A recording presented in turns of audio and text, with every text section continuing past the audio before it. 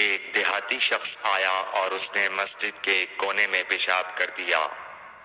لوگوں نے اس کو منع کیا تو رسول کریم صلی اللہ علیہ وسلم نے انہیں روک دیا۔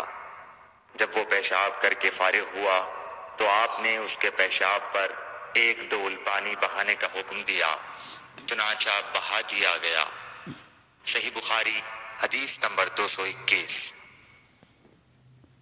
رسول کریم صلی اللہ علیہ وسلم کے پاس ایک بچہ لایا گیا۔ اس نے آپ کے کپڑے پر پیشاب کر دیا۔ آپ نے پانی منگایا اور اس پر بہا دیا۔ صحیح بخاری حدیث نمبر 222۔ ام قیس بنت محصن نامی ایک خاتون رسول کریم صلی اللہ علیہ وسلم کی خدمت اقدس میں اپنا چھوٹا بچہ لے کر آئیں، جو کھانا نہیں کھاتا تھا، یعنی شیر خوار تھا۔ رسول کریم صلی اللہ علیہ وسلم نے اسے اپنی گود میں بٹھا لیا۔ اس بچے نے آپ کے کپڑے پر پیشاب کر دیا۔ آپ صلی اللہ علیہ وسلم نے پانی منگا کر کپڑے پر چھڑک دیا اور اسے نہیں دھویا۔ صحیح بخاری حدیث نمبر 223۔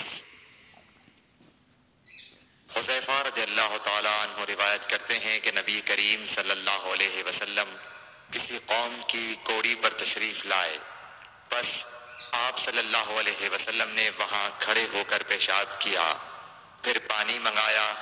میں آپ صلی اللہ علیہ وسلم کے پاس پانی لے کر آیا تو آپ نے وضو فرمایا۔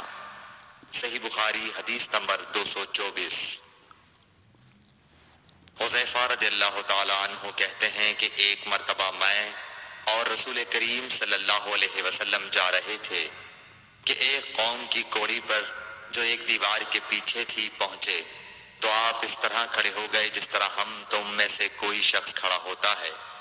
پھر آپ نے پیشاب کیا اور میں ایک طرف ہٹ گیا۔ تب آپ نے مجھے اشارہ کیا تو میں آپ کے پاس پردے کی غرض سے آپ کی ایڑیوں کے قریب کھڑا ہو گیا، یہاں تک کہ آپ پیشاب سے فارغ ہو گئے۔ بوقت ضرورت ایسا بھی کیا جا سکتا ہے۔ صحیح بخاری